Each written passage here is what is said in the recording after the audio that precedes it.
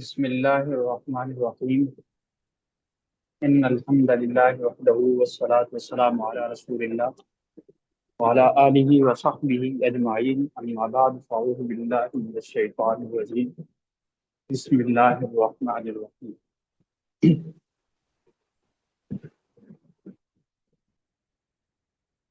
الحمدللہ ہمارا جدید مغربی فلسفہ و تہذیب پر مشتمل جو کورس ہے، اس میں ہم اپنا ایک حصہ مکمل کر چکے ہیں، جس میں ہم نے کچھ فلسفوں کا تعارف وغیرہ پیش کیا ہے، اور اب ہم اس کے دوسرے حصے کی طرف بڑھنے لگے ہیں، جسے ہم نئے تہذیب کے عنوان سے لے کر چلیں گے،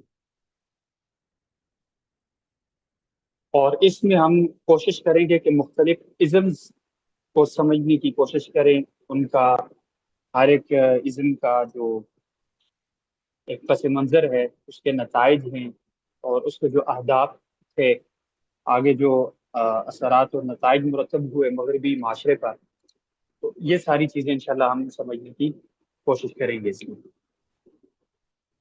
سب سے پہلے یہاں آپ کو یہ بتاتے چلیں، عام طور پر مغربی تہذیب کے حوالے سے جب ہم بات کرتے ہیں،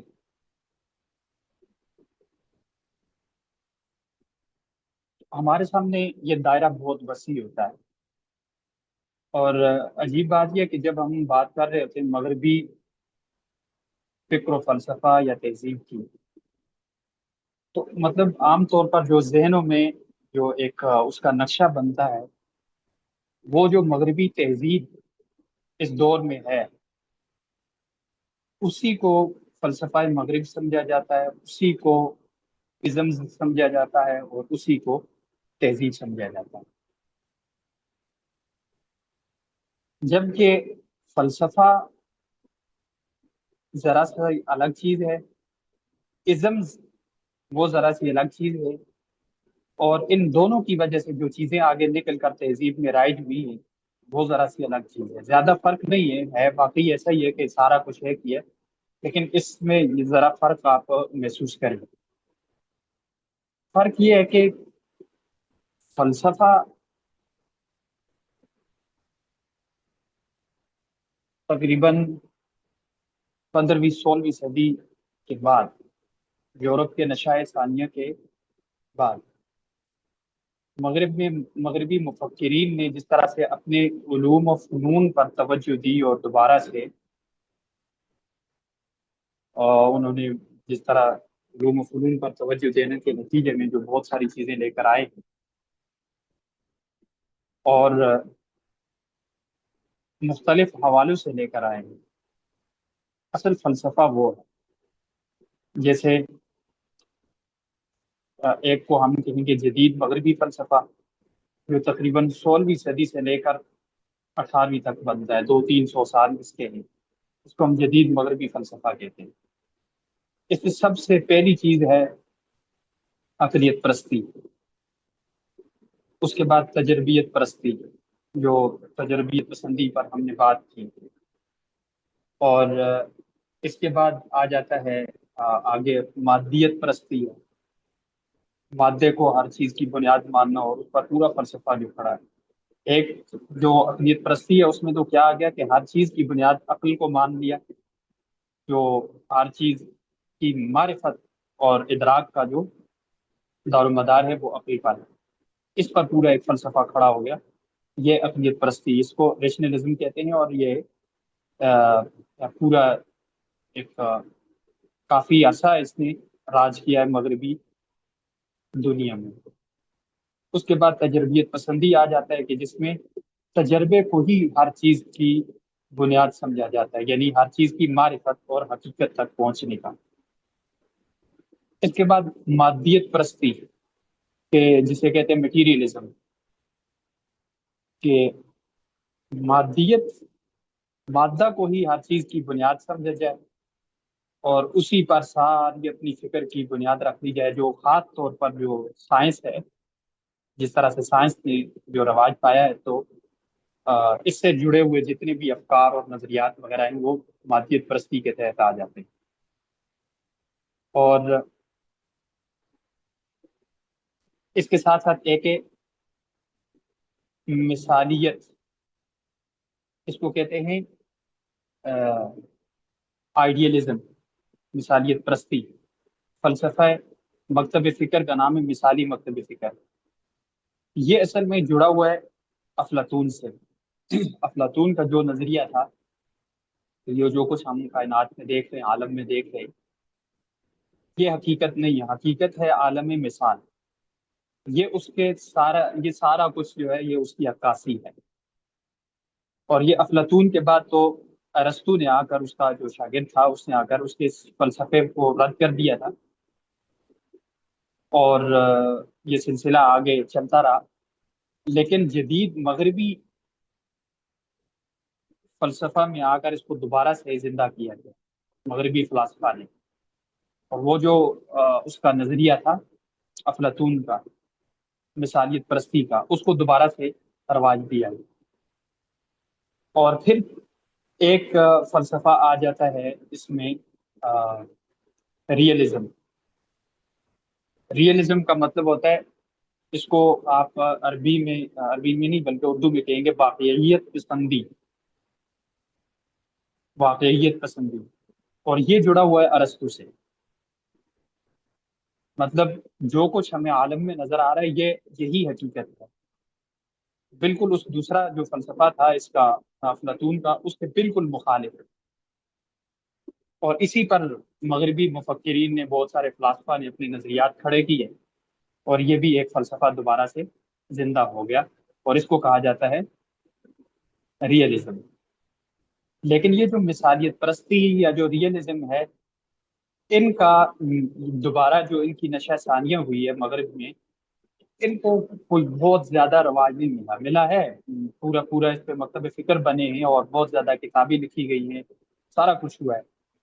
لیکن جو عقلیت پرستی، تجربیت پسندی اور مادیت پرستی کو جو رواج ملا ہے، وہ ان دونوں کو تقریباً نہیں ملا.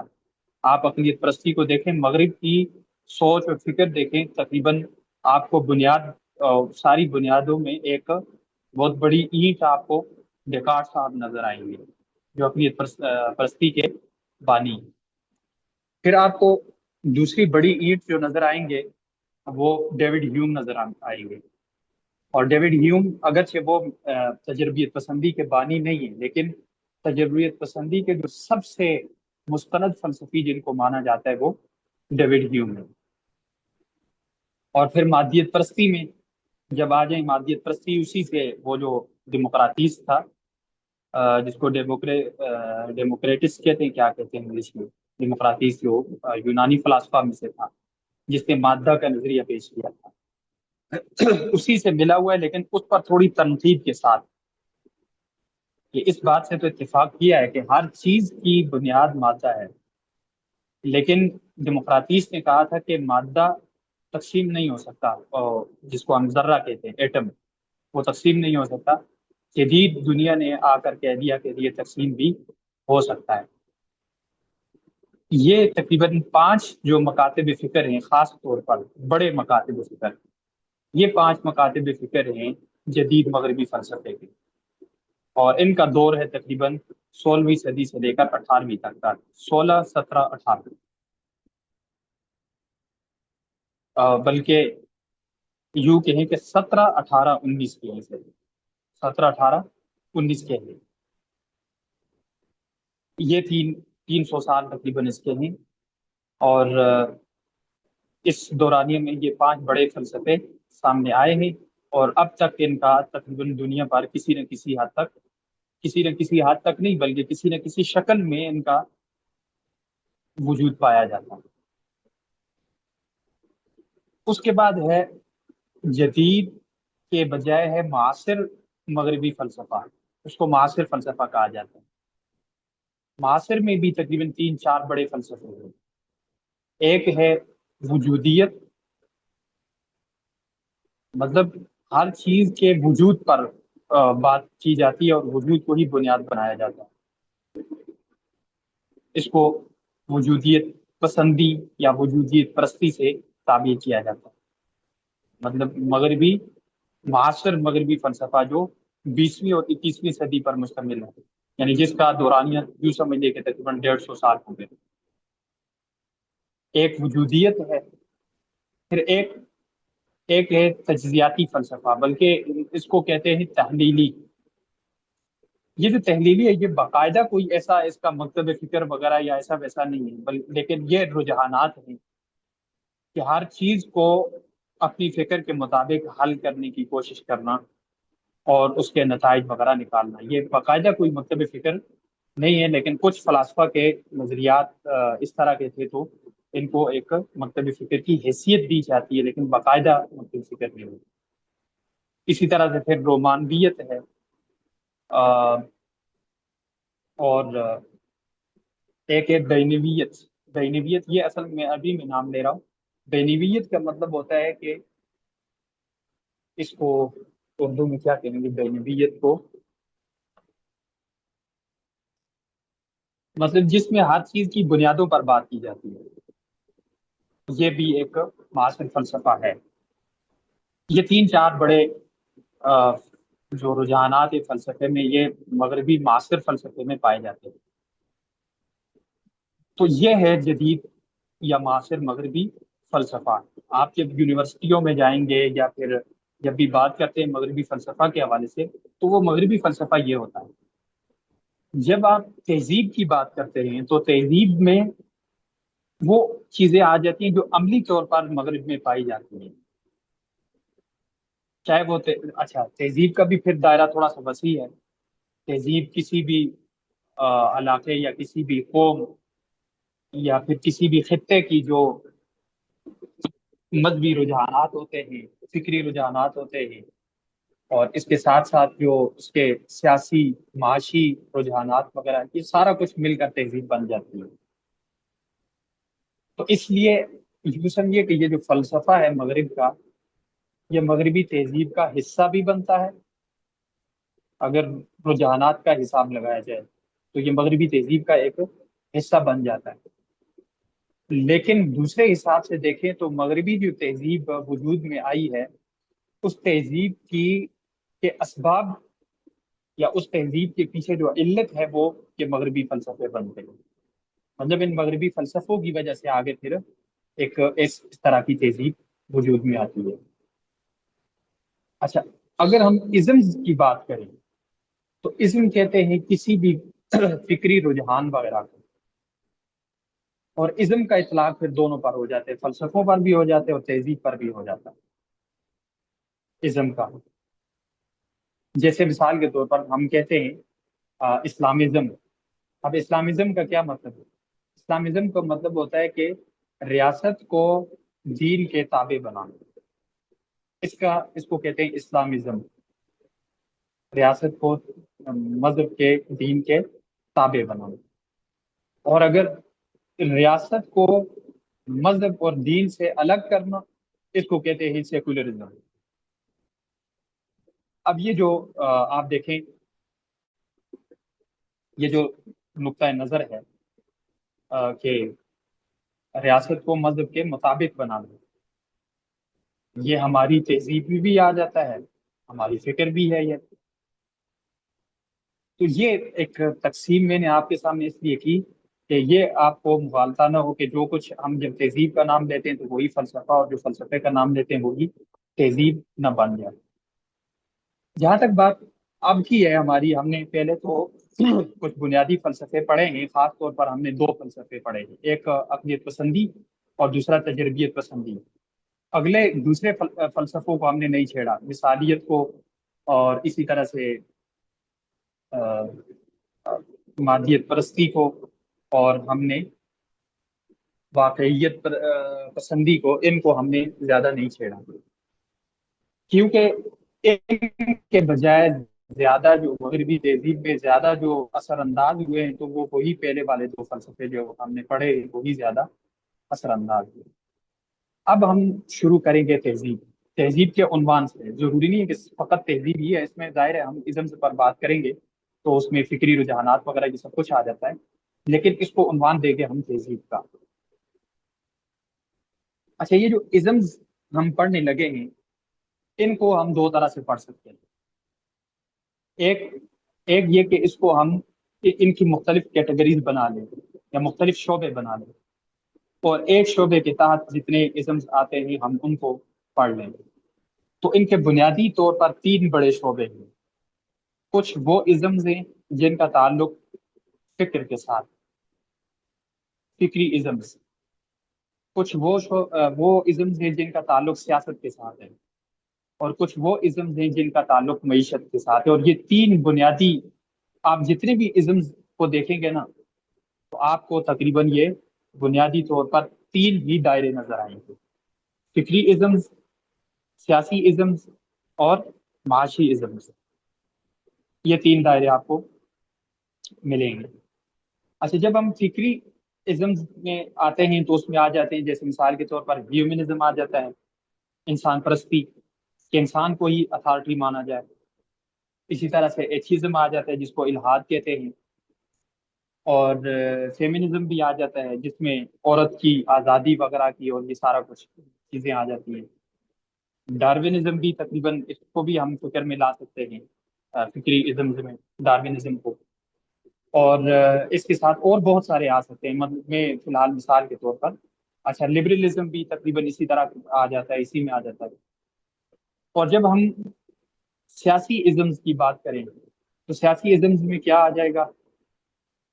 سیکولرزم آ جائے گا، اور اس طرح کے اور بہت سارے۔ یہ جو کمیونزم ہے، کمیونزم ایک لحاظ سے معاشی میں بھی آ جائے گا، ایک لحاظ سے وہ سیاسی میں بھی آ جائے گا کمیونزم۔ یا پھر جس طرح سے آپ کو آپ نے پڑھے ہوں گے یہ جن کو کہتے ہیں مفتی تقی عثمانی صاحب کی جو کتاب ہے نا، اسلام اور سیاسی نظریات، اس میں کچھ مجھے نام بھول گیا ان کا، وہاں آپ کو مل جائیں گے۔ تو یہ ازم جو ہے نا، یہ سیاسی دائرے میں آ جاتے ہیں۔ پھر کچھ ازم ہیں جو معاشی دائرے میں آ جاتے ہیں۔ ان میں سب سے پہلے کیپٹلزم ہے جس کو ہم سرمایہ دارانہ نظام کہتے ہیں۔ پھر اشتراکیت ہے، سوشلزم ہے جس کو ہم اشتراکیت کہتے ہیں۔ اس کے بعد کمیونزم ہے جس کو، یہ بھی اشتراکیت ہی ہے لیکن اس کی تھوڑی سی جدید شکل، جب اس کو ریاستی کنٹرول حاصل ہو جائے۔ اسی لیے میں نے کہا تھا کہ یہ معاشی فلسفہ اور معاشی ازمز میں بھی آ جاتا ہے اور سیاسی ازمز میں بھی آ جاتا ہے۔ تو ایک تو ہمارے سامنے یہ طریقہ کار ہے کہ ہم ان ازمز کو تین دائروں میں تقسیم کریں۔ پہلے ایک دائرے کو لے کر چلیں، اس میں جو بڑے ازمز ہیں۔ اچھا، یہ بھی یاد رکھیں، جب ازم کی ہم بات کرتے ہیں تو کچھ چھوٹے چھوٹے رجحانات کے ساتھ بھی ازم کا لفظ لگ جاتا ہے، تو پھر ہم یہ سمجھتے ہیں کہ یار یہ تو باقاعدہ ایک ازم ہے لیکن ہم نے اس کو پڑھا نہیں ہے۔ لیکن وہ جو ازم ہوتا ہے وہ محض ایک چھوٹا سا فکری رجحان ہو سکتا ہے، اور وہ کسی دوسرے ازم کے تحت آ رہا ہوتا ہے۔ اس لیے ان دائروں میں تقسیم کر کے ہم بڑے بڑے جو ازمز ہیں جنہوں نے تقریباً عالمی جو ہے وہ ایک حیثیت اختیار کی ہے، وہ انشاءاللہ ہم پڑھیں گے۔ وہ ممکن ہے 15-16 ہو سکتے ہیں، یا 12 سے لے کر 14-15-16 تک تقریباً اتنے ہو جائیں گے انشاءاللہ۔ تو ایک تو طریقہ کار یہ ہے، یا تو ہم اس حساب سے چل سکتے ہیں۔ دوسرا طریقہ اس کا یہ ہوتا ہے، اس کا ازمز کو سمجھنے کا اور پڑھنے پڑھانے کا، کہ ان کو ہم اس حساب سے لے کر چلیں کہ مغربی دنیا میں یہ ازمز جن وجوہات کی بنیاد پر سامنے آئے ہیں، ہم ان کے حساب سے اس کو لے کر چلیں۔ مثال کے طور پر قرون وسطیٰ، یعنی جو 14ویں 15ویں صدی ہے، اس میں مغرب نے جس وقت نشہ ثانیہ کی کوشش کی، اور مغرب کے نشہ ثانیہ کی وجہ سے جو بہت زیادہ بغاوتیں ہوئی مذہب کے خلاف، ان کے نتیجے میں کون سے ازم وجود میں آئے؟ ان کے نتیجے میں کون سے ازم وجود میں آئے؟ تو ہم سب سے پہلے اس دور کو لیں اور اس کے نتیجے میں آنے والے ازمز کو ہم پڑھیں، ٹھیک ہے؟ پھر دوسرا دائرہ آ جائے گا तकरीबन इनकलाब फ्रांस के ज़माने का। इनकलाब फ्रांस ये एक बहुत बड़ा एक आलमी, समझ लें कि आलमी कह लें या ना भी कहें, एक बहुत बड़ा इनकलाब था। जकिया मुस्तफ़ा साहब, आप माइक बंद कीजिएगा।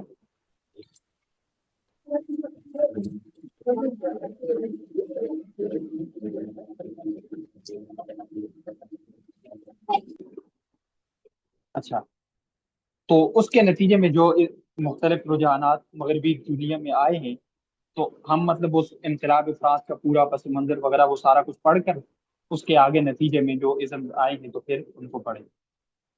फिर चलते चलते चलते तीसरा दायरा तकरीबन आ जाएगा ये 20वीं सदी के आगाज आगाज का, जिसमें मगरब में ये मुख्तलिफ चीज़ें आ जाती हैं। एक तो जंगें आ जाती हैं, जैसे जंग अजीम अव्वल है, बाद में जंग अजीम दोम है। और इसी तरह से इसके अलावा एक इनका इस्तेमारी दौर आ जाता है, जिसमें नौआबादियाती दौर, मुख्तलिफ ममालिक पर तसल्लुत वगैरह इख्तियार करना, इनके नतीजे में जो इज़म्स आते हैं तो फिर हम तीसरे नंबर पर उनको पढ़ेंगे।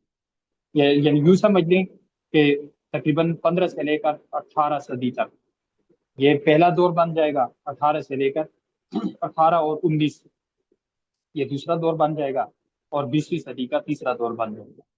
तो ये दो हमारे सामने तरीके हैं इन इज़म्स को समझने के और इन इज़म्स को बयान करने के।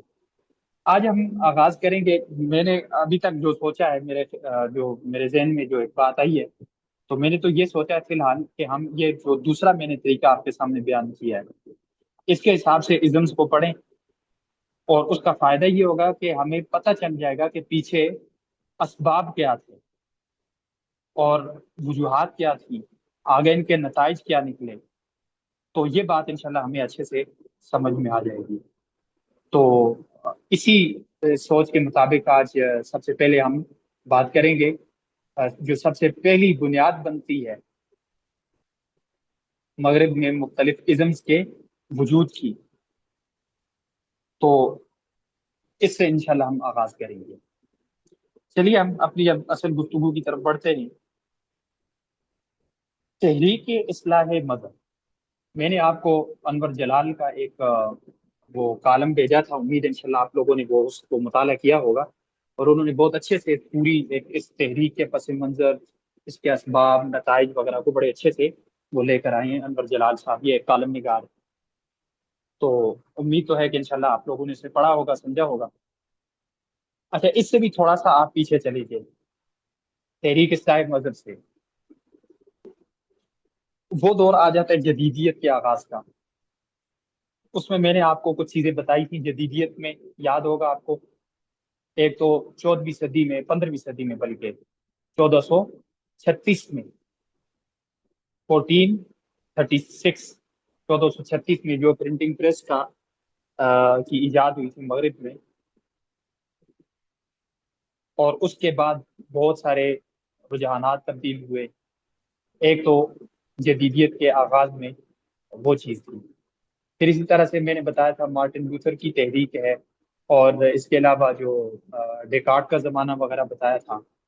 तो मतलब हम अब इस्लाह मज़हब की जो तहरीक है, इस्लाह मज़हब का से हम आगाज करने लगे हैं। तो मगरिब का जो नशा सानिया है, जरूरी नहीं है कि ये यहाँ से हुआ हो। इससे पहले भी कुछ चीज़ें हैं, जैसे वो प्रिंटिंग प्रेस की इजाद है। और इसके अलावा भी कुछ यूरोप में माशी बहरान जब आए थे, तो उसके खिलाफ कुछ जुलूस और कुछ इस तरह की तहरीकी वगैरह चली हैं। तो वो भी एक जमाना बनता है, और काफी सारी चीजें हैं। लेकिन खास तौर पर जो मशहूर है वो ये तहरीक इस्लाह मज़हब है। तो लिहाजा हम यहाँ से सबसे पहले आज इसको हम बयान करेंगे। फिर इसके नतीजे में जो मुख्तलिफ इज़म्स वजूद में आए हैं, तो आगे इंशाल्लाह हम उनको शुरू कर लेंगे। आइए, तहरीक इस्लाह मज़हब ये क्या थी। सबसे पहले यूरोप में मजहब पर तनकीद का आगाज कब से हुआ। यूरोप में मजहब पर तनकीद का आगाज हुआ है तकरीबन 14वीं सदी में। 14वीं 15वीं ये जमाना है जो मजहब पर तनकीद का। और इनमें सबसे बड़ा और बुनियादी जो नाम मिलता है لامذہبی دور کا تاریخی پس منظر جو ڈاکٹر تقی امینی صاحب کی کتاب ہے، اس میں بھی صفحہ نمبر 43 پر یہ انہوں نے اس کی وضاحت کی ہے کہ سب سے پہلا آدمی جو ملتا ہے جس نے علل اعلان مذہب پر تنقید شروع کی ہے، وہ تھا جان وکیلس۔ جان وکیلس تھا، اور اس نے یہ آکسفورڈ یونیورسٹی میں شعبہ دینیات کا لیکچرار تھا، تو دینیات پڑھاتے ہوئے یہ باقاعدہ مذہب پر تنقید کرتا تھا اور نکتہ چینی کرتا تھا۔ جب ہم مذہب کی بات کرتے ہیں تو اس سے مراد عیسائی مذہب ہوتا ہے، کیونکہ اس زمانے میں یورپ میں تو وہی تھا نا۔ تو تنقید اس نے شروع کی، سب سے پہلا یہ شخص ہے جان وکیل، اور آکسفورڈ یونیورسٹی میں یہ شعبہ دینیات کا لیکچرار تھا۔ پھر اس کے بعد دوسرا شخص جو ملتا ہے جو جس نے علل اعلان مذہب پر تنقید کی ہے، وہ ہے ایرس سمتھ۔ اس کا نام بنتا ہے ایرس سمتھ۔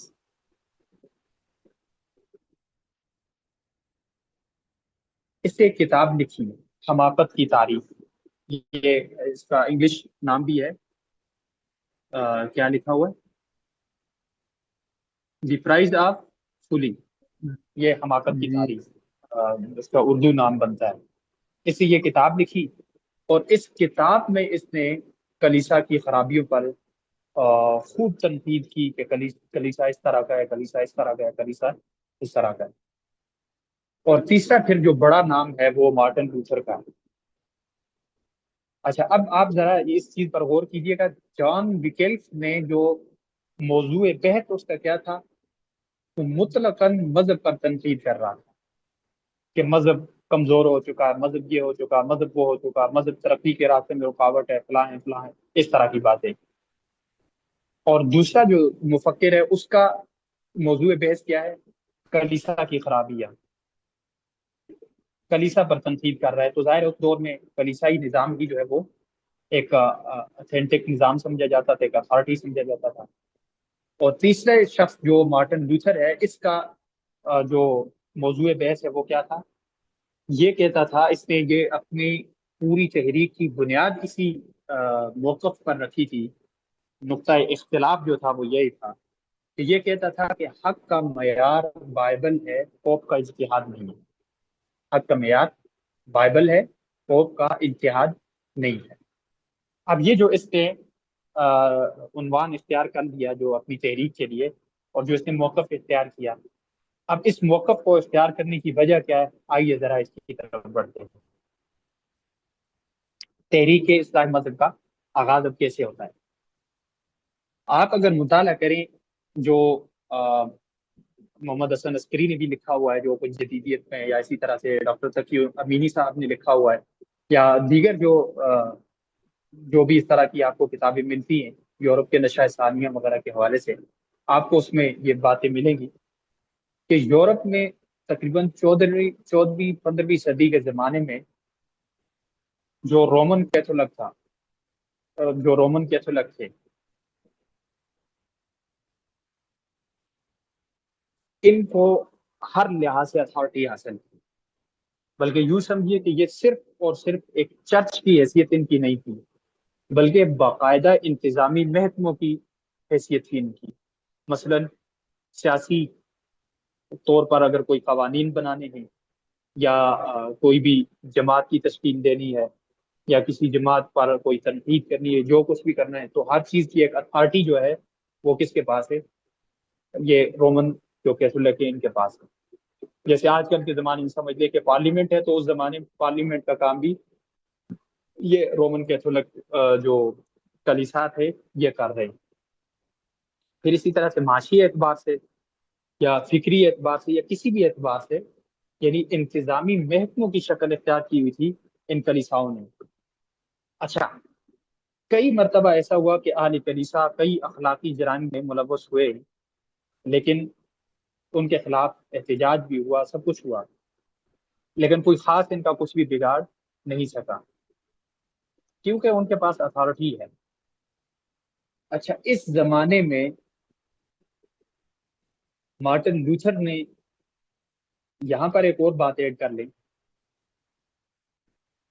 ماحول یہ بنا ہوا تھا کہ جو پوپ ہے वेटिकन सिटी के जो इनका जो, अच्छा ईसाइयत की तकसीम तो आपको मालूम होगी ना। ईसाइयत के तीन बड़े ग्रोह हैं, एक है ऑर्थोडॉक्स, एक है कैथोलिक।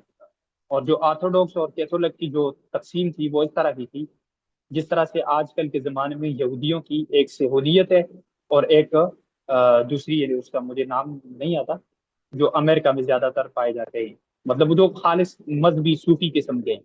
और दूसरे ये सेहूनी है जो हर एक पंगा लेते रहते हैं। तो इस तरह की आप तकसीम समझ लें कि जो कैथोलिक थे ये तकरीबन माशरे में हर एक किरदार अदा कर रहे थे, लेकिन जो ऑर्थोडॉक्स हैं वो इनके सूफी समझ लें आप। बाद में फिर कैथोलिक भी तकसीम हो गया, और उसमें एक हिस्सा कैथोलिक रह गया और दूसरा प्रोटेस्टेंट बन गया। तो बाकी तफसीलात तो इंशाल्लाह आगे आएंगी। अच्छा, इस जमाने में यूरोप में माहौल इस तरह का था कि कलीसिया को तमाम तर हवालों से इंतजामी महकमों की हैसियत हासिल है। पोप को बरह रास्त खुदावंद का नुमाइंदा समझा जाता है, और पोप की जो बात है, पोप का जो इज्तिहाद है, उसको अथॉरिटी समझा जाता है, उसको खुदावंद की तालीमात समझा जाता है। और मजे की बात यह है कि आजकल के जमाने में यही माहौल ईरान में भी है। ईरान में जो ईरान की शहनशाहियत है इस दौर में, और ईरान का जो हुज्जतुल्लाह होता है या आयतुल्लाह जो होता है, चाहे वो खामनाई हो या खुमैनी हो या जो भी हो, इसको इमाम गायब का बाकायदा नुमाइंदा समझा जाता है। और उसका जो इज्तिहाद को इमाम गायब की बात समझा जाता है।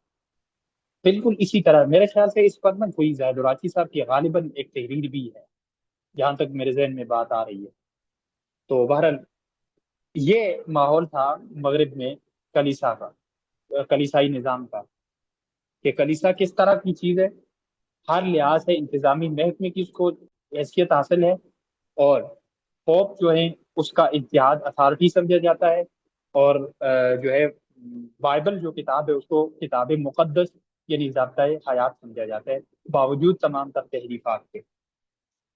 इस माहौल में जब मजहब पर यानी कलीसाई निज़ाम पर नुक्ताचीनी होने लगी, तो बाकियों ने तो फकत नुक्ताचीनी की, लेकिन मार्टिन लूथर ने ये मौक़िफ़ इख्तियार किया कि जो मेयार है वो बाइबल है, वो पोप का इज्तिहाद नहीं है। लिहाजा पोप की बात को अथॉरिटी नहीं समझा जा सकता, और पोप की जो मनमानियां हैं उसको तस्लीम नहीं किया जाएगा। इस बात पर उसने तहरीक का आगाज किया।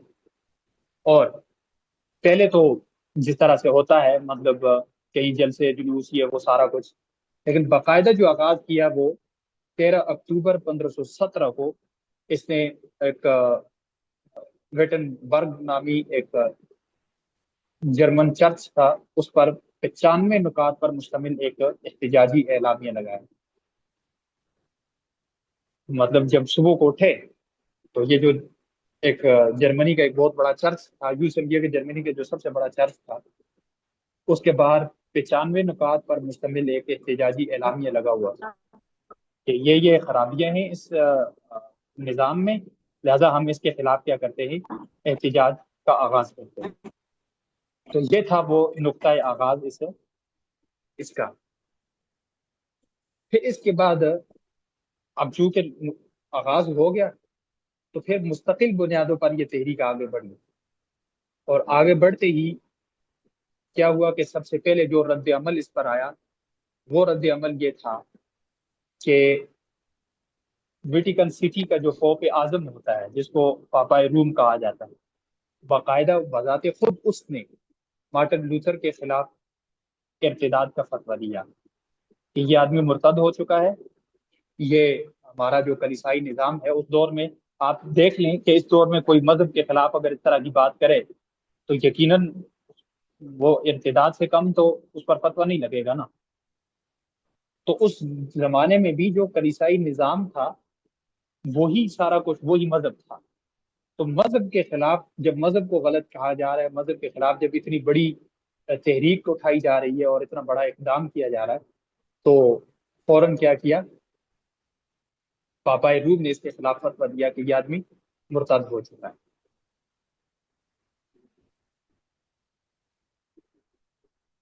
इस इब्तिदात के फतवे की वजह से اس سخت رد عمل کی وجہ سے یہاں ایک اور اصول یاد رکھیں کہ جب بھی کوئی تحریک یا کوئی اس طرح کی بغاوت یا اس طرح کی چیز ہو نا، اس کو بڑے طریقے سے اس کو سلجھا لیا جائے۔ کبھی کبھار ایسا ہوتا ہے کہ مسئلہ اتنا بڑا نہیں ہوتا، لیکن اس پر جب رد عمل آتا ہے تو وہ مسئلہ بڑا بن جاتا ہے۔ اور ایک یہ ہمارے خاص طور پر ہمارے مسلمانوں میں اور خاص طور پر ہمارے پاکستانیوں میں یہ بہت بڑا المیہ ہے۔ یہ مثال کے طور پر اس کو آپ دیکھ لیں، یہ جو انجینئر محمد علی مرزا ہے، یہ کیا چیز تھا؟ کچھ بھی نہیں تھا، لیکن لوگوں نے جب اس کے خلاف کتابیں لکھنا شروع کی جس کی کوئی حیثیت ہی نہیں تھی، اب وہ بہت بڑا فتنہ بنا ہوا۔ تو یہ جو مارٹن لوتھر تھا، اگرچہ پورے طریقے سے اس نے یہ تحریک چلائی تھی، لیکن اس سے پہلے بھی کئی مضبوط تحریکی چل پڑی تھی۔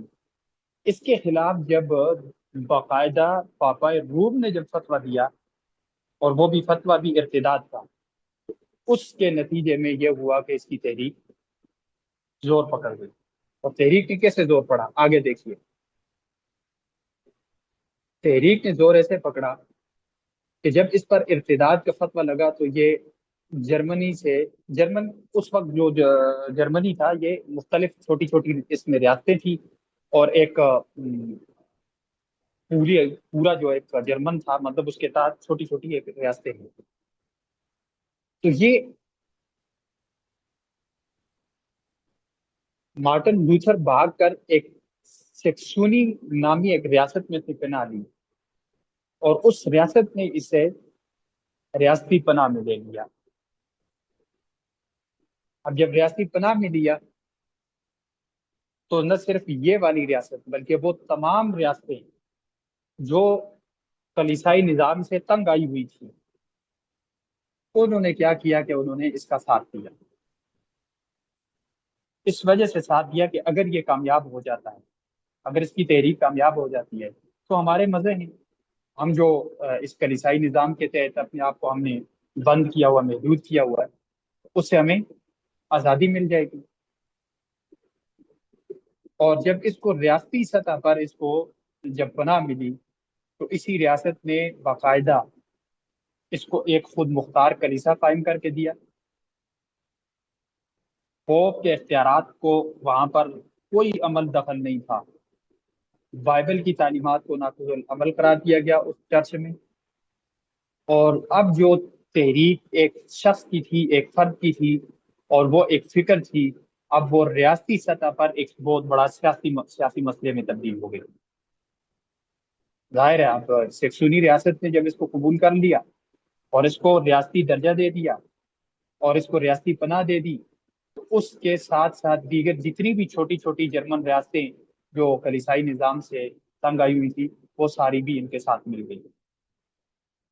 اب نتیجہ کیا نکلتا ہے وہ آگے آپ کو جا کر پتا چلے گا کہ نتیجہ کیا نکلا۔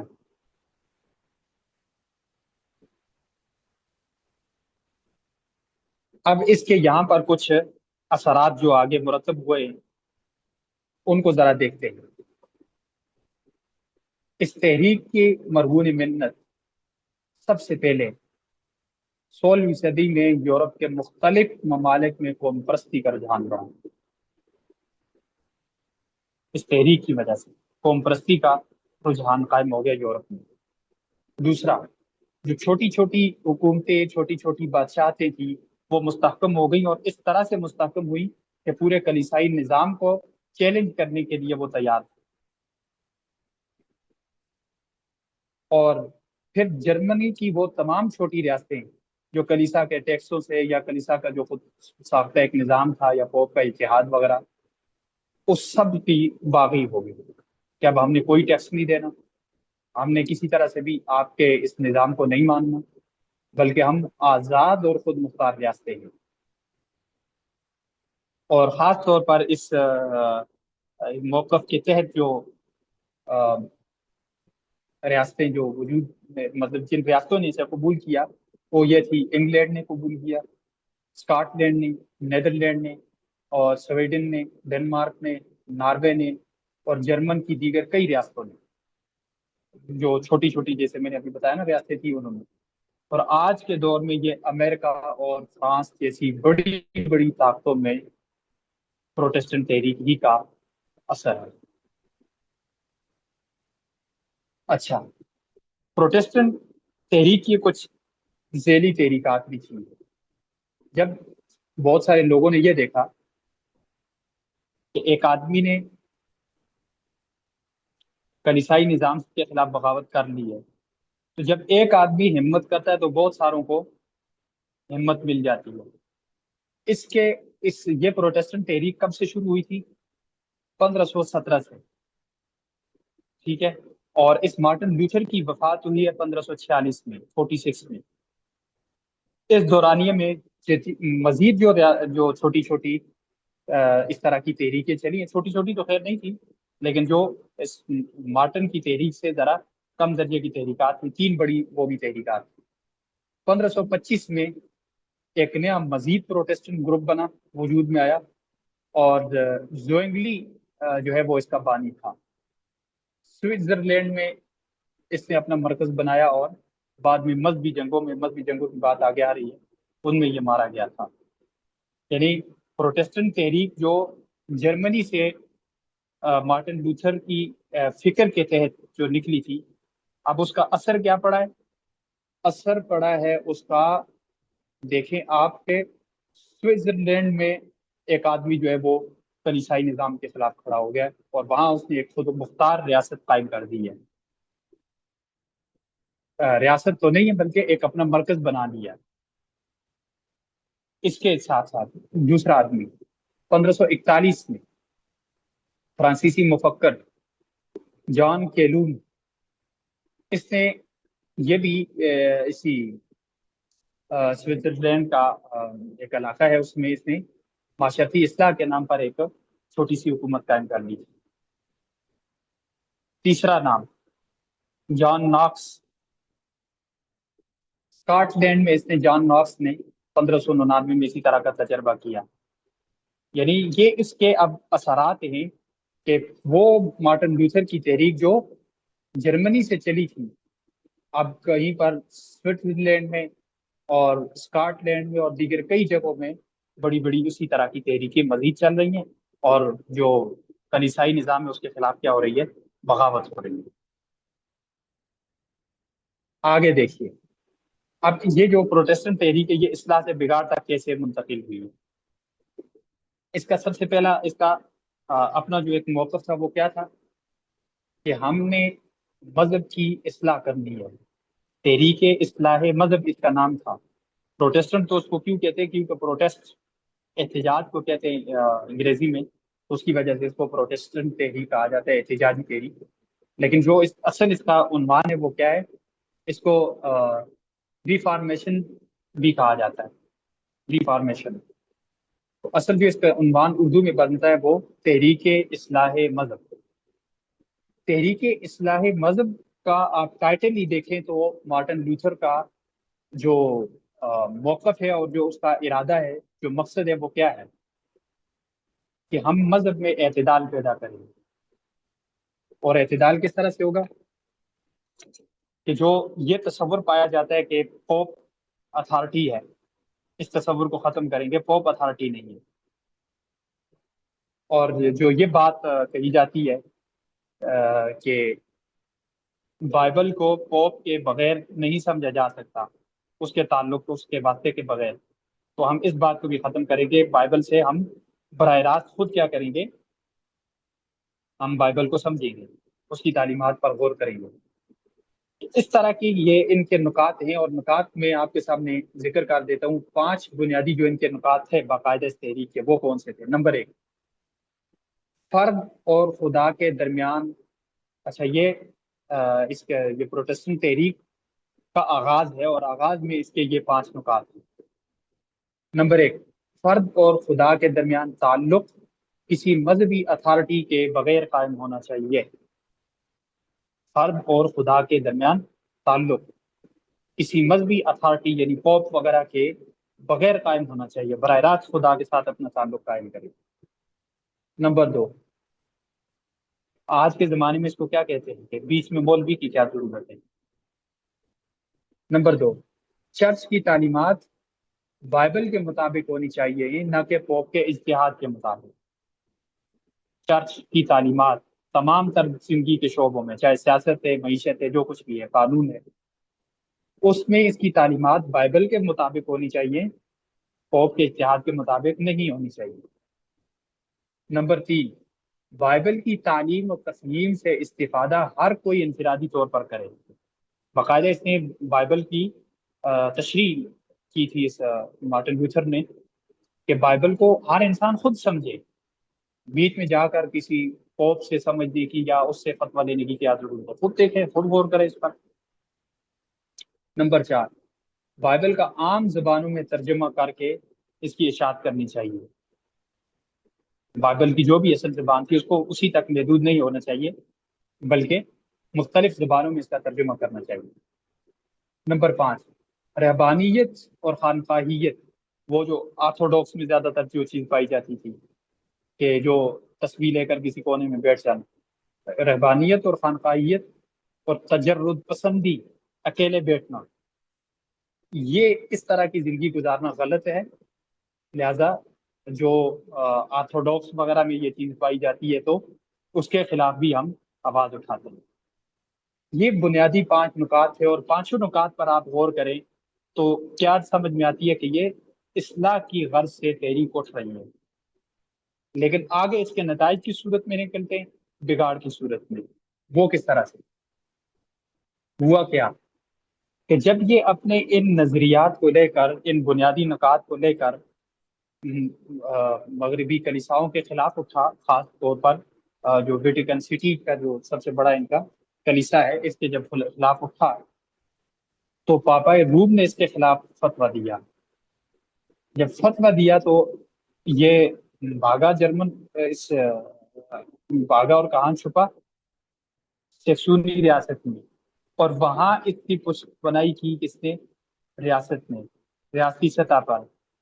اس کی فکر بھی ریاستی سطح پر پھیل گئی، اس کی پشت پناہی بھی ریاستی سطح پر ہو گئی، اور اس کو باقاعدہ ایک کلیسا، چرچ بنا کر دیا گیا ریاستی سطح پر۔ اب وہ جو اصلاح کی غرض سے اس نے آواز اٹھائی تھی، وہ اب ایک سیاسی آواز بن گئی۔ اصلاحی آواز کیا بن گئی؟ سیاسی آواز بن گئی۔ نمبر 1، اس پر غور کیجئے گا، اصلاحی آواز سیاسی آواز بن گئی۔ نمبر 2، اس کی دیکھا دیکھی دیگر اسکاٹ لینڈ اور دیگر کئی علاقوں میں اور لوگوں نے کیا کر لیا؟ مذہب کے خلاف آواز اٹھا لی۔ اب ممکن ہے یہ تو اصلاحی کی غرض سے سارا کچھ کرتا، لیکن کیا وہ دوسرے بھی اصلاحی کی غرض سے کر رہے تھے؟ انہوں نے تو باقاعدہ بغاوت کی ہی عنوان سے تحریکیں چلا لی نا۔ ٹھیک ہے۔ نمبر 3، یہ اب بگاڑ کی میں آپ کو صورتیں بتا رہا ہوں۔ نمبر 3، اس کا کام تھا، اس نے کہا تھا کہ ہم اعتدال قائم کریں گے، لیکن ایک طرف سے جب مذہب پسندوں نے اس کے خلاف فتویٰ دیا تو دوسری طرف سے یہ بھی انتہائی شدت میں آئے، اور اسی شدت کے نتیجے میں کیا ہوا؟ مذہبی جنگیں شروع ہوئی، ایک طرف کیتھولک عیسائیت، دوسری طرف پروٹسٹنٹ عیسائیت، اور 30 سال مذہبی جنگیں لڑتے رہے آپس میں۔ نمبر 4، وہ تو باتیں آگے آ رہی ہیں، میں فی الحال ویسے ہی آپ کو سمجھانے کے لیے بتا رہا ہوں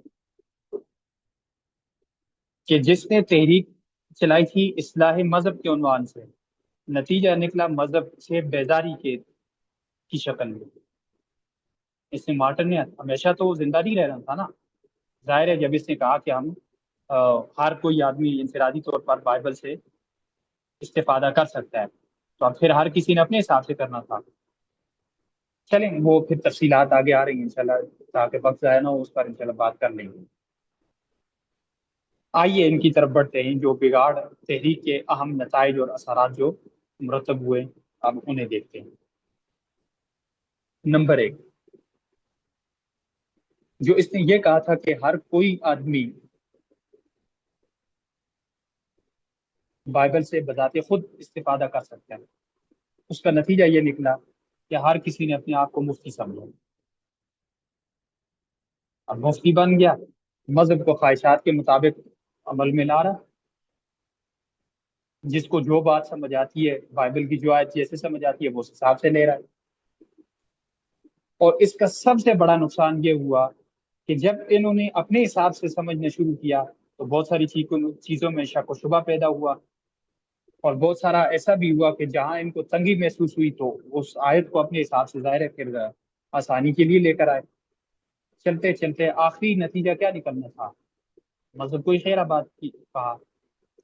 اس انفرادیت پسندی کی وجہ سے مذہب کو معاشرے سے خیر آباد کہنا پڑا۔ ایک آدمی ہے وہ آیات اپنے مطلب کے مطابق لے رہا ہے، اور جب اس کو تنگی محسوس ہوتی ہے اس کو چھوڑ بھی دیتا ہے، تو کرتے کرتے جب اس کو ہر چیز میں تنگی محسوس ہوگی تو ہر چیز کو چھوڑ دے گا۔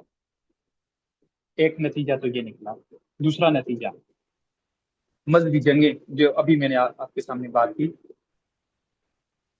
بلکہ مذہبی جنگوں سے پہلے ایک اور بات، جرمن ریاستوں کی خود مختاری۔ پہلے کیا تھا کہ کلیسائی نظام کے تحت ساری ریاستیں متحد تھیں آپس میں، جس طرح مثال کے طور پر ہمارے یہاں خلافت ہوتی ہے، تو مرکزی سطح پر تو خلافت ہے، لیکن ذیلی سطح پر کیا ہے، مختلف حکومتیں بنی ہوئی تھی، مختلف ریاستیں ہوتی ہیں جیسے، اور مختلف جو گورنر ہوتے ہیں ان کو کافی سارے اختیارات ہوتے ہیں، لیکن عمومی سطح پر، مرکزی سطح پر اس کو ایک خلیفہ کیا کر رہا ہوتا ہے، لیڈ کر رہا ہوتا ہے۔ تو یہاں پر بھی ایسا ہی تھا کہ جرمن جو کلیسا تھے، بلکہ یوں کہ جو مغربی کلیساؤں کے پاس جو نظام تھا وہ اس کو مرکزی سطح پر لیڈ کر رہے، پاپا روم لیڈ کر رہا ہے۔ ذیل میں جتنی بھی سلطنتیں ہیں تو بے شک ہیں، ہاں وہ ٹیکس دیتی ہے کلیسا کو، اور کلیسا کا جو نظام دیتا ہے اس کے مطابق زندگی گزارتی ہیں، لیکن اس تحریک کی وجہ سے وہ جو ذیلی ریاستیں تھیں وہ باغی ہو گئی، کلیسا سے بالکل الگ ہو گئی۔ اب نمبر 3 کی طرف آئیے۔ تیسرے نمبر پر کیا ہوا کہ اس تحریک کی وجہ سے عقلی علوم کو رواج ملا اور آسمانی اور مذہبی تعلیمات سے دوری ہوئی۔ پہلے تو یہ تھا نا کہ مذہبی تعلیمات کو فروغ ملتا تھا کیونکہ چرچ کے ساتھ باقاعدہ نظام تعلیم کا تعلق تھا، تو اب نظام تعلیم بھی اپنے حساب سے ہوگا، تو اپنے حساب سے ہوگا تو ظاہر ہے جہاں پر نظام تعلیم اپنے حساب سے ہوتا ہے تو وہاں عقلی علوم کو رواج دیا جاتا ہے۔ آپ یونانی دور دیکھ لیں یا کسی بھی تہذیب کا آپ دور دیکھ لیں، جہاں پر نظام تعلیم آسمانی تعلیمات سے ہٹ کر انسانی دائرے میں آ جاتا ہے تو وہاں عقلی علوم کو رواج ملتا ہے۔ یہاں بھی ایسا ہی ہوا، عقلی علوم کو رواج ملا، اور بعد میں اسی کا نتیجہ نکلا کہ وہ جو تھا، کیا نام تھا اس کا، ڈیکارٹ، 17ویں صدی میں ڈیکارٹ وغیرہ نے جس طرح سے عقلی علوم پر گرفت حاصل کی، اور اس کی وجہ سے جو پھر مذہب کے ساتھ جو تصادم ہوا، جو ہم نے جدیدیت میں پڑھا تھا سارا کچھ، اس سارا کچھ کے پیچھے یہی فکر کار فرمات ہے۔ نمبر 4، اخلاق اور اصلاح کے نام پر یہ شروع ہونے والی تحریک کا نتیجے کے طور پر کیا ہوا کہ جو لوگ اس سے وابستہ ہوئے، یہی سوچ کر وابستہ ہوا کہ ہمیں یہاں سے اخلاقیات ملیں گی، ہماری یہاں سے اصلاح ہوگی، لیکن نتیجہ اس شکل میں نہیں تھا۔ اخلاقیات اور اصلاح کے پلیٹ فارم سے اگر آپ کو اخلاقیات اور اصلاح نہیں مل رہی تو پھر کہاں جائے گی عوام؟ وہ اخلاقی اور اصلاحی اعتبار سے انتہائی تنزلی کا شکار ہوئی۔ نمبر 5، اس تحریک کی وجہ سے عقلی بنیادوں کو فروغ ملا اور عقلیت پسندی کے باعث قدیم یونانی اور رومن علوم افکار دوبارہ زندہ ہو گئے۔ اب بہت ساری ایسی چیزیں تھیں بلکہ بہت سارے ایسے لوگ تھے جو اقلیت کے طور پر رہ رہے تھے، اور بہت ساری ایسی قومیں تھیں جو اقلیت کے طور پر رہ رہی تھیں، وہ ٹیکس وغیرہ دے کر کلیسائی نظام کے ساتھ کسی نہ کسی حساب سے جڑی ہوئی تھی، لیکن اب جب وہ بھی خود مختار ہو گئی تو انہوں نے اپنے وہ جو روایتی علوم تھے، روایتی جو ان کے فنون تھے، ان کو دوبارہ سے زندہ کرنا شروع کیا۔ خاص طور پر حسن پرستی، یہ کسی زمانے میں یونان میں، ایران میں حسن پرستی کا بہت زیادہ رواج رہا ہے، بلکہ مصر کی قدیم تہذیبوں میں. اچھا، اسی طرح سے مجسموں کی تنصیب، مجسمے بنا کر ان کو جگہ جگہ پر نصب کرنا. اور مجسمہ پھر ظاہر اپنے حساب سے بنتا ہے، ضروری تو نہیں ہے کہ جب مجسمہ بنے گا تو اس کو ماشاء اللہ جو ہے وہ پورا کپڑے کپڑے پہنا کر اور اس طرح سے وہ مجسمہ پھر اپنے حساب سے وہ بنائیں گے اور اس کو چوک چوراہوں پہ نصب کریں گے. تصاویر کی تشہیر، یہ جو آرٹ کی شکل میں تصویریں بنتی تھی، تو وہ یونانی دور میں یہ تھا کہ باقاعدہ ننگی تصویریں بنانا یہ ایک فن سمجھا جاتا. اب وہی فن دوبارہ سے جب زندہ ہوا تو جدت کے نام پر پورا یورپ جو ہے وہ قدامت کے دور میں چل پڑا. جدت کے نام پر پورا یورپ قدامت میں جا کر ڈوب گیا. قریانی، فحاشی اور مجسموں کی تنصیب، تصاویر، یہ ان کو انتہائی فروغ ملا، انتہائی فروغ. پھر کیا ہوا؟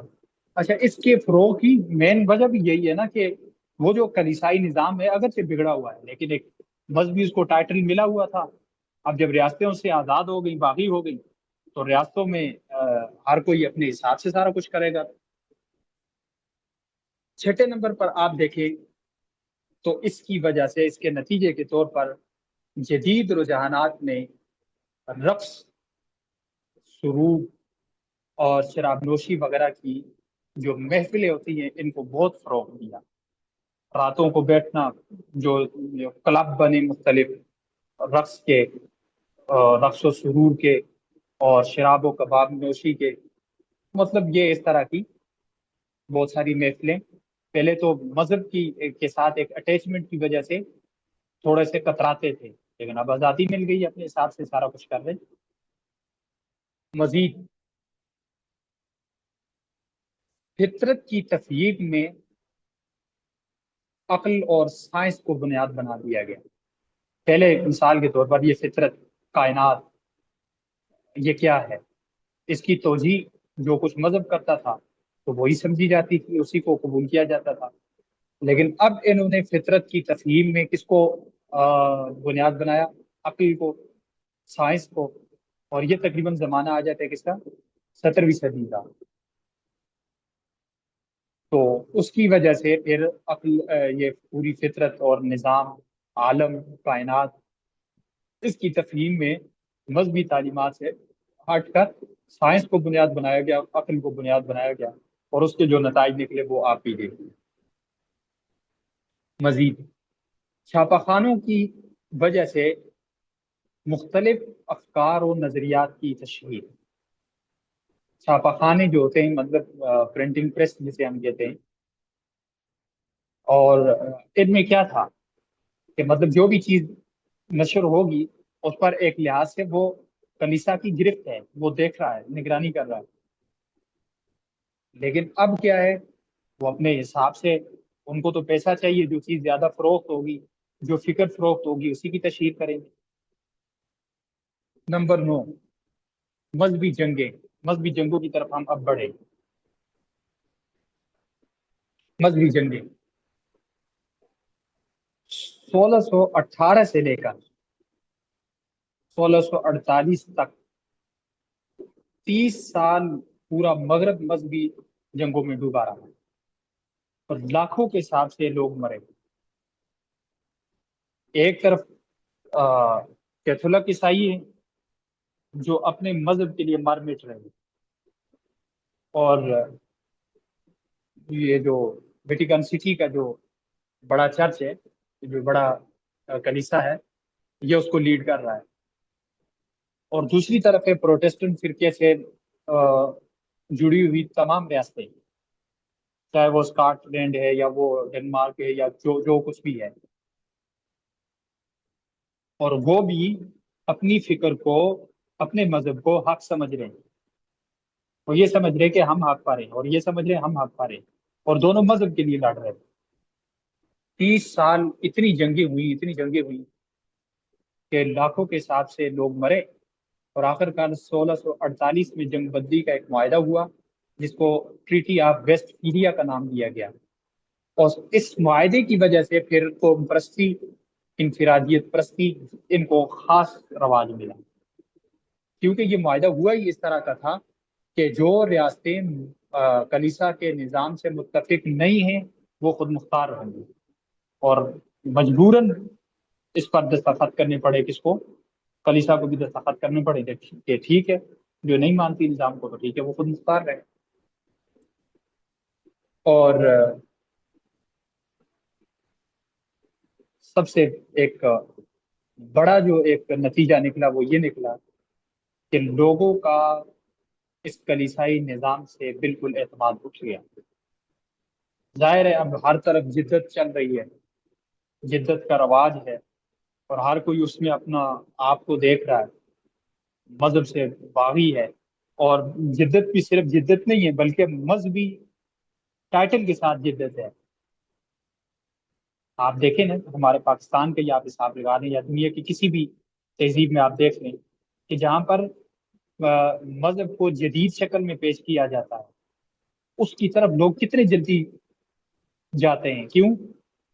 اس لیے کہ وہ یہ سمجھ رہے ہوتے ہیں کہ ہمارا مذہبی کام بھی چل رہا ہے اور وہ بھی اپنے حساب سے۔ تو یہی یہاں ہوا کہ پروٹیسٹنٹ تحریک کے ساتھ لوگ بہت زیادہ مل گئے، اور وہ جو کیتھولک جو عیسائیت تھی اس سے لوگ بہت دور ہوئے۔ اب یہ جو پروٹیسٹنٹ تحریک ہے اس کا جو سب سے بڑا مرکز ہے وہ انگلینڈ میں، چرچ آف انگلینڈ، بلکہ یہ جو انگلینڈ کا جو بنتا ہے کیا کہتے ہیں اس کو، سوری چرچ آف انگلینڈ نہیں، چرچ آف لندن میرے خیال سے اس کو کہتے ہیں، جو انگلینڈ کا بادشاہ بنتا ہے اس کے لیے یہ قانونی شرط ہے کہ وہ پروٹیسٹنٹ فرقے سے ہونا ضروری ہے۔ کیوں؟ اس لیے کہ وہ اس چرچ آف انگلینڈ کا، ہاں چرچ آف انگلینڈ ہی نام ہے اس کا، چرچ آف انگلینڈ کا بھی سربراہ ہوتا ہے، اس کی سربراہی بھی اسی کے پاس ہوتی ہے۔ تو جو کیتھولک عیسائیت ہے وہ آ گئی روم میں، ویٹیکن سٹی ان کا مرکزی شہر ہے، جس طرح سے ہمارا مکہ مکرمہ ہے، ٹھیک ہے، مدینہ منورہ ہے، یعنی حرمین کہہ لیں، اس طرح سے ان کا ویٹیکن سٹی ہے، اور اس میں جو ان کا پاپا روم ہوتے ہیں وہ وہاں بیٹھتا ہے۔ اور دوسری طرف پروٹیسٹنٹ فرقے والوں کا جو مرکز ہے وہ کون سا ہے؟ لندن، چرچ آف انگلینڈ کے نام سے بہت بڑا چرچ ہے، اور اسی کو جو انگلینڈ کا بادشاہ ہوتا ہے وہ اس کی سربراہی کرتا ہے۔ اچھا، اب سمرائز کر کے اگر ہم اس تحریک اصلاح مذہب کے جو نقصانات معاشرے پر مرتب ہوئے ان کو اگر دیکھیں تو 4 بڑے نقصانات ہیں۔ معاشرتی نقصان، کیوں کہ رومی، یونانی اور اس طرح کے دیگر کئی قدیم علوم اور فنون نے جدید تہذیبی رجحانات اختیار کیے۔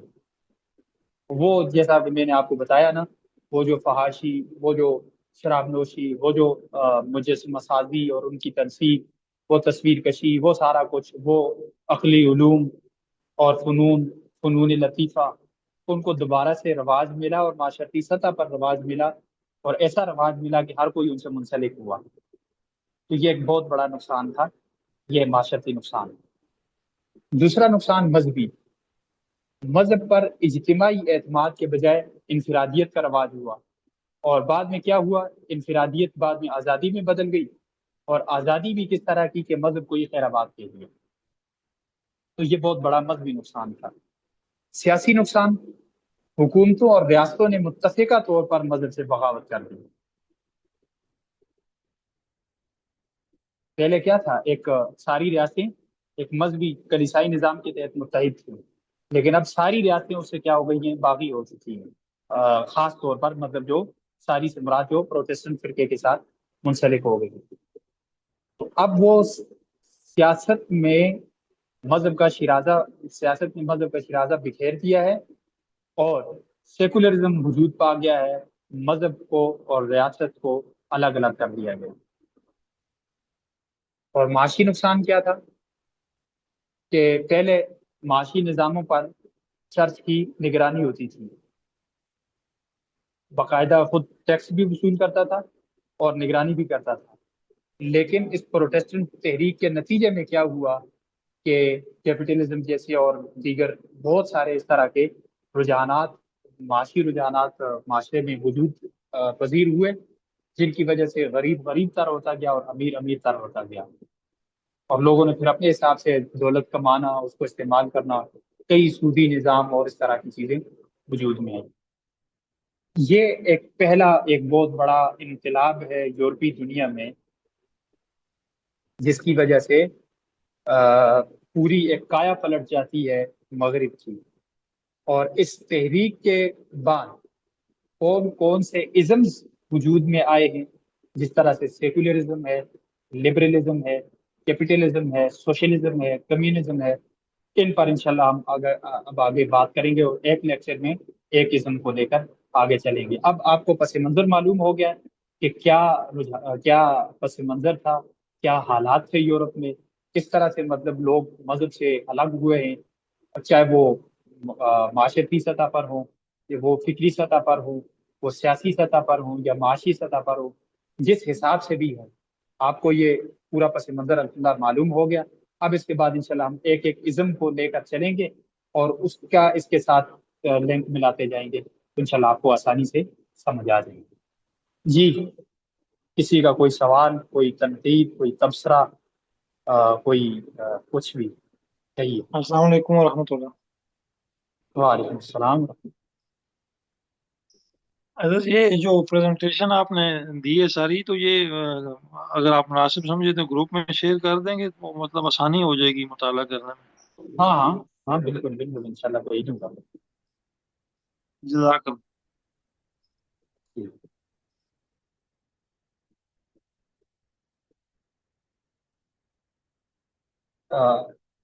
اور کسی کا کوئی سوال؟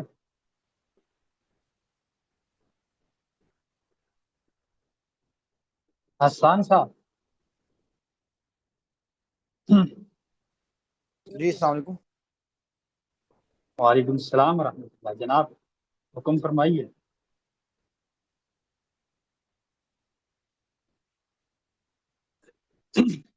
میں اکثر کہا کرتا ہوں کہ سوال دو وجہ سے نہیں ذہن میں آتا. ایک یہ کہ سب کچھ سمجھ آ گیا، اور دوسری وجہ یہ کہ کچھ بھی سمجھ نہیں آیا. سب کچھ سمجھ میں آ گیا. یہ تو ہو نہیں سکتا. سب سر 90% الحمدللہ سمجھ آ چکا ہے، اس لیے کوئی سوال نہیں ہے سر ذہن میں. الحمدللہ. احمد فدا صاحب.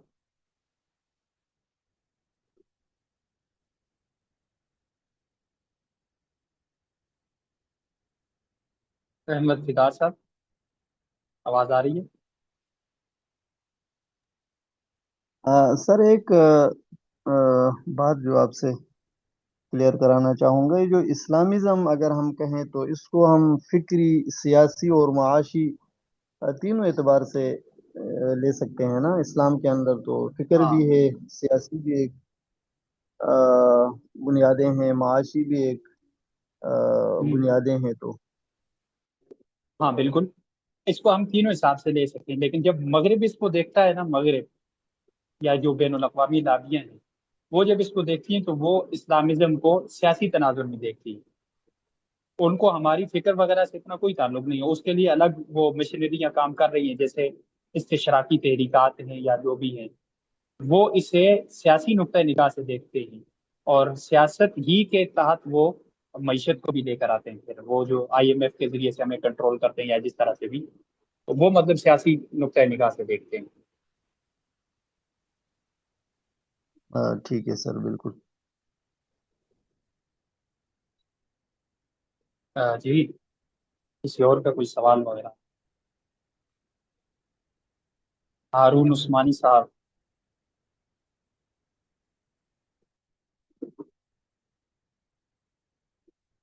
صفیہ نور صاحبہ.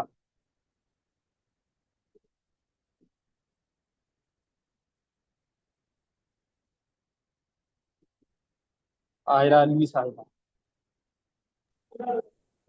جی استاد صاحب، الحمدللہ اچھے سے سمجھ آ گئی ہے. فی الحال میرے ذہن میں تو کوئی سوال نہیں.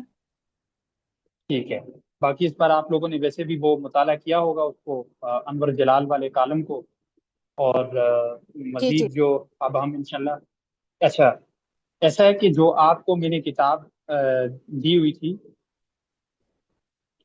لامذہبی دور کا تاریخی پس منظر، ڈاکٹر تقی امینی صاحب کی، تو وہ ڈاکٹر تقی امینی صاحب والی کتاب جو ہے وہ آپ لوگ اسے مطالعے میں رکھیں۔ اب اس کو میں ضروری نہیں ہے کہ میں اس کو بتاؤں کہ آپ یہ والا حصہ کریں یہ والا حصہ کریں، بلکہ آپ لیکچروں کے حساب سے نا دیکھ لیجئے گا کہ اب کون سا حصہ اس کا آپ نے مطالعہ کرنا ہے، وہ آپ مطالعے میں رکھیں۔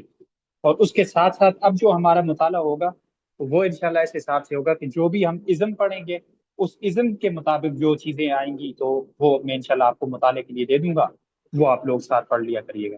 جیسے آج کے لیکچر سے متعلق مجھے وہ تحریر بہت اچھی لگی انور جلال والی، تو میں نے اسی لیے وہ آپ کو دے دی تھی، تو اسے آپ لوگوں نے مطالعہ کر لیا۔ تو ڈاکٹر تقی امینی صاحب کی جو کتاب ہے اس کو ساتھ ساتھ آپ لے کر چلتے رہیے گا۔ ایک کتاب آگے جا کر تھوڑا سا میں انشاءاللہ آپ کو، اور بلکہ وہ بھی میں گروپ میں آپ کو بتا دیتا ہوں، وہ بھی ساتھ ہی لے چلیں آگے۔ سر یہ جو انور جلال صاحب کا آرٹیکل ہے یہ آپ نے آج شیئر کیا ہے؟ نہیں آج نہیں کیے، میرے خیال سے 2-3 دن پہلے کیا ہے۔ سر کائنڈلی اگر یہ دوبارہ ہو جائے تو سامنے نہیں آیا۔ ہاں ٹھیک ہے، میں کر دیتا ہوں۔ یہ میں نے دونوں گروپوں میں کیا تھا نا، انور جلال اور کالم، ہاں یہ ہے، میں آپ کو اس پر مینشن کر دیتا ہوں۔